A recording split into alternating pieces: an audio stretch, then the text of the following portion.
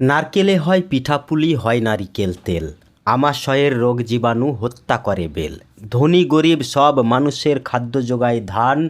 নিজের গুণে নিজের রসে রসনা রাঙায় পান। দেহের মাঝে মনের মাঝে শক্তি যোগায় ফল। শাকপাতাতে পরিষ্কার হয় মূত্র এবং মল। টমেটোতে ভীষণ পুষ্টি, হয় মজাদার সস। জ্বরের রোগীর তৃপ্তি আনে আনারসের রস। নিমের পাতা সব ধরনের বালাই করে নাশ। মুসলমানের গোরস্থানের খাটিয়া হয় বাঁশ। নানান রূপে নানান রঙে পুষ্প বিলায় ঘ্রাণ।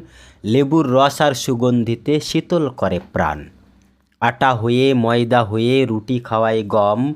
থানকুনি শাক থানকুনি রস পেটের পীড়ার জম। শেষ করা তো যায় না বলে আমলকিটার গুণ। মানুষের হার্ট সুস্থ রাখে ছাল দিয়ে অর্জুন। মেহেদি পাতা হাতের উপর দেয় যে রঙিন সাজ।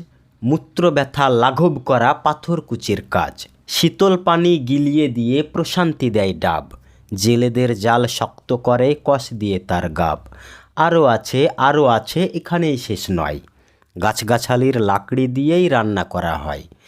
ঘর বানানোর কাঠগুলিও বৃক্ষ থেকে পাই।